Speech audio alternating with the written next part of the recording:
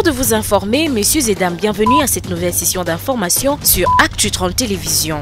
Fin de séjour du secrétaire d'État américain Antony Blinken à Kinshasa. Après un tête-à-tête avec le chef de l'État, le chef de la diplomatie américaine a également échangé ce mercredi avec le Premier ministre Jean-Michel Sama Lukonde, mais aussi avec plusieurs autres personnalités. 24 heures après l'arrestation provisoire de son président, le parti politique Alliance pour le changement dénonce une dérive dictatoriale du régime Tshisekedi et exige la libération immédiate de Jean-Marc Kabunda. Plusieurs prisonniers évadés dans la nuit du mardi au mercredi à la prison centrale de Kangwangura à Butembo dans la province du Nord Kivu. C'était à la suite d'une attaque perpétrée par le présumé Mai Mai non encore identifié.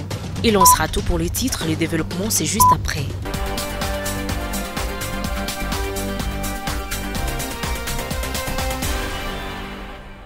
C'est une visite d'État aux grands enjeux, presque une révisitation de relations diplomatiques entre la République démocratique du Congo et les États-Unis d'Amérique.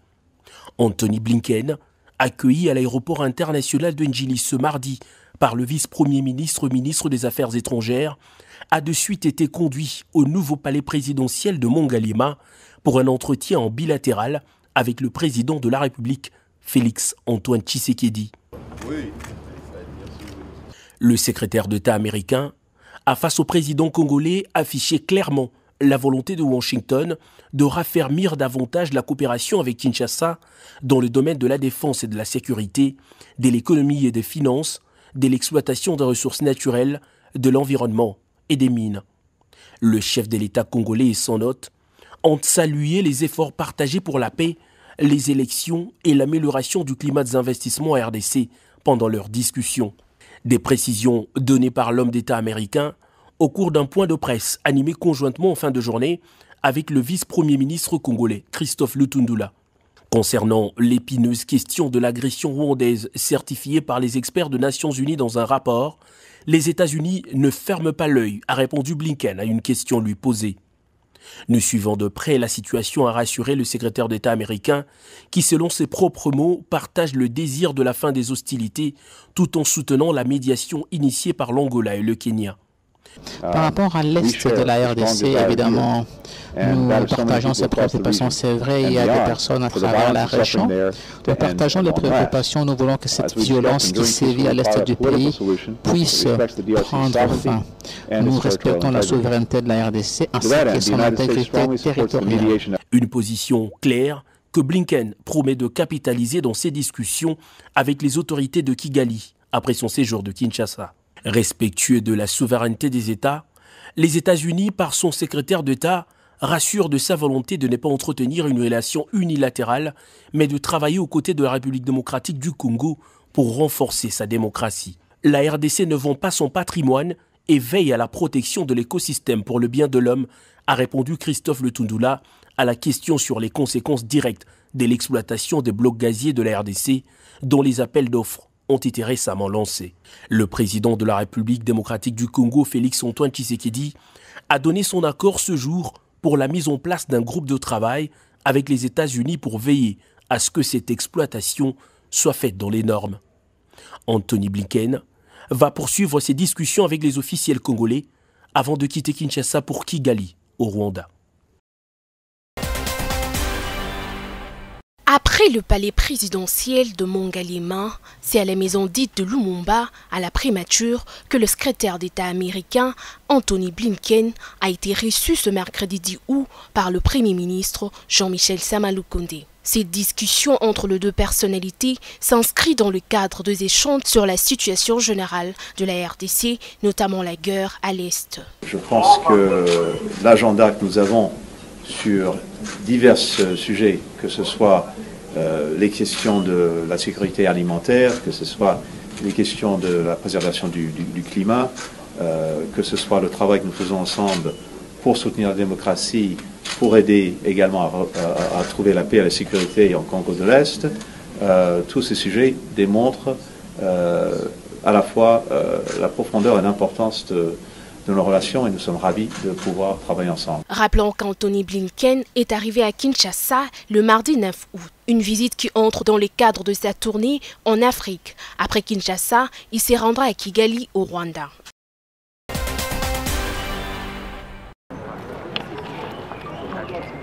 Après l'arrestation de son président national, le parti politique Alliance pour les changements est monté au créneau pour dénoncer une dérive dictatoriale du régime Tshisekedi. Dans une déclaration ce mercredi, le parti exige la libération immédiate de Jean-Marc Kabunda Kabund. L'Alliance pour les changements, AC, s'est réunie ce mercredi 10 août en session extraordinaire à son siège afin de dénoncer la dérive dictatoriale du régime de M. Félix Tshisekedi Tshilombo qui se caractérise par l'instrumentalisation de la justice, l'instrumentalisation des services publics de l'État et l'instrumentalisation de l'Assemblée nationale contre son président, l'honorable Jean-Marc Kabund Kabund. Pour cette formation politique, la procédure de l'arrestation de Kabund jusqu'à Makala est une violation des règlements de l'Assemblée nationale.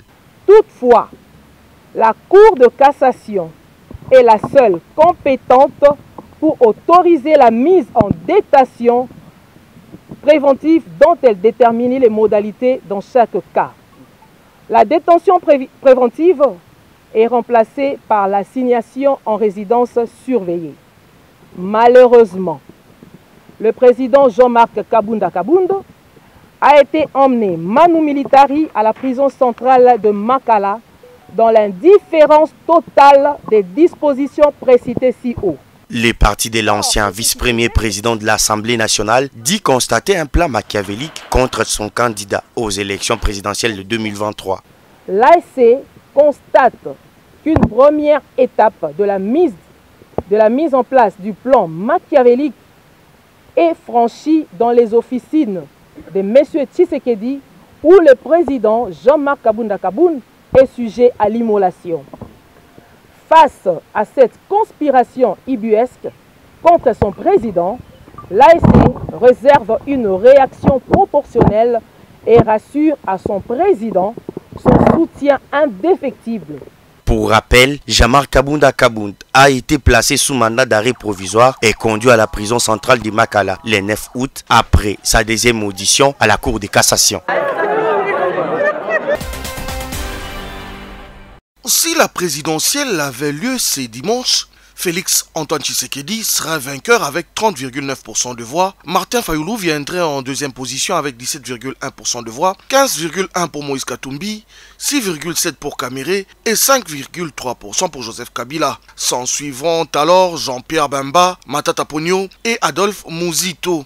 Ce sont les quelques renseignements issus du sondage publié ce mercredi 10 août. Sondage réalisé par le groupe d'études sur le Congo, GEC en sigle, et son partenaire Ebouteli, ainsi que le bureau d'études, de recherche et consulting international, Bercy en sigle. Les résultats de ces sondages dévoilent également qu'à 20 mois des élections prévues en 2023, les réservoirs des abstentions se vident de plus en plus. 78% des Congolais sondés souhaitent aller au vote, alors qu'il n'était que 43% en décembre dernier. Autre élément relevé dans ces sondages, la défiance à l'égard de la Commission électorale nationale indépendante CENI. Plus de 60% d'interrogés affirment ne pas avoir confiance en la CENI, encore moins à Denis Kadima, son président. Au sujet des jeux des alliances pour la présidentielle à un tour à venir, là encore Félix Tshisekedi revient avec près de 31% sur ses potentiels concurrents réunis. Pour 51,8% des sondés, la plus grande menace à la tenue des élections viendrait de l'opposition, tandis que 48,9% sont d'avis que la plus grande menace à la tenue des scrutins viendrait de l'Union sacrée qui voudrait manipuler le processus.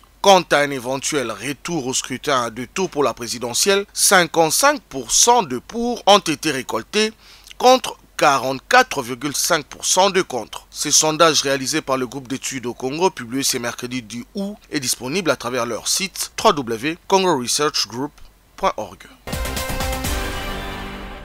La note technique qui révèle le sondage rendu public ce lundi est fruit d'un travail réalisé en tripartite entre le groupe d'études sur le Congo GEC en sigle et Bouteli, mais aussi le bureau de sondage Bercy. Employé des moyens mis en place pour en arriver à ces résultats, Itiel Batumike, chercheur principal à Bouteli, nous en parle. Il est important que la population puisse disposer des informations fiables pour éclairer son choix à l'avenir. Et donc c'est dans cette mission-là que nous avons réalisé ce sondage avec Bercy, qui est un sondage en fait face à face, parce que les Congolais, plus de 5000 Congolais ont été sondés en présentiel par des enquêteurs déployés par Bercy sur terrain dans les coins et recoins de la République démocratique du Congo.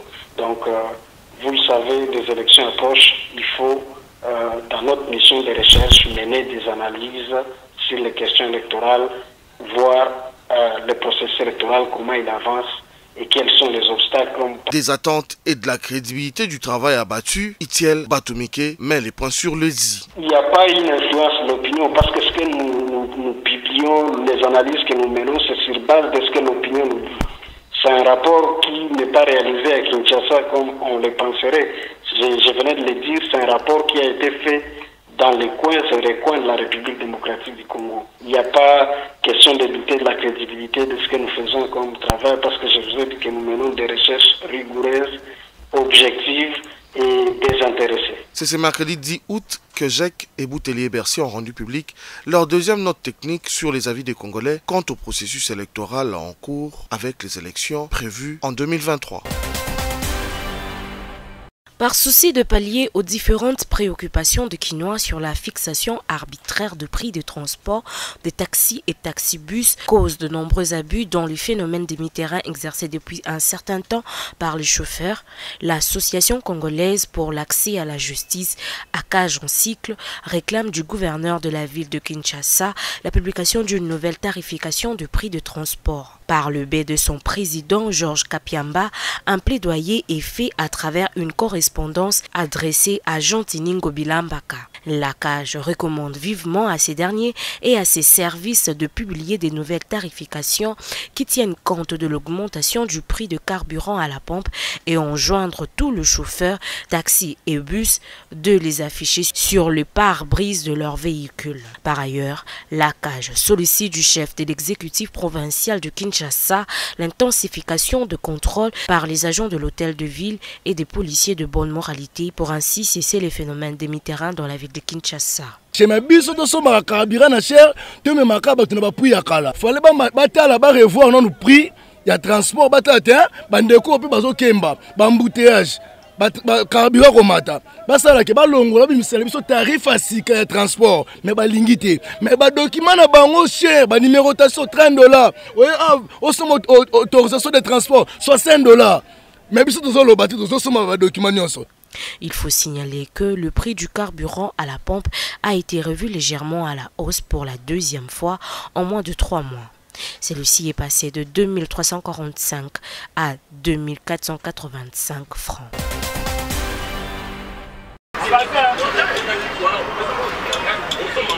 Hausse arbitraire du prix de la course de transport en commun à Kinshasa, le mouvement national de consommateurs lésés va en guerre contre ces phénomènes qui deviennent fait normal.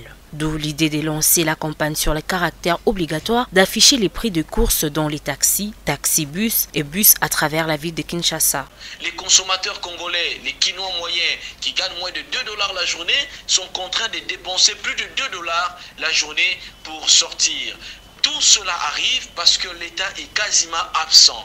L'État est absent et dans les secteurs de transport, les chauffeurs imposent la loi, les chauffeurs fixent le prix de manière unilatérale. Et bien nous, étant que mouvement national de défense des droits des consommateurs, disons non et non, cela doit impérativement prendre fin.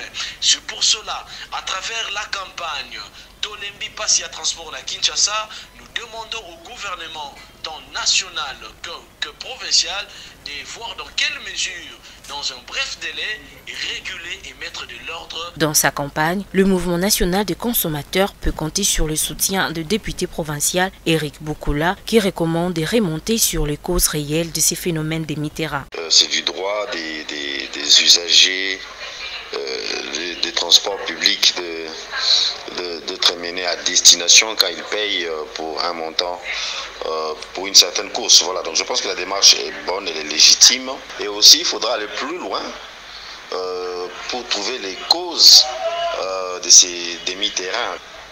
La cause, entre autres, selon moi, c'est aussi des embouteillages et des tracasseries sur la route. Donc il faudra aller plus loin dans l'avenir, bien sûr à long terme, pour aussi essayer de mettre fin à ce problème. Mais sinon, l'initiative, je la trouve bonne, je la trouve louable. Ici est de noter que cette campagne dénommée Tolembi Passia Transport na Kinshasa vise à interpeller les autorités urbaines sur le phénomène des mi-terrains et l'augmentation intempestive du prix de transport à Kinshasa.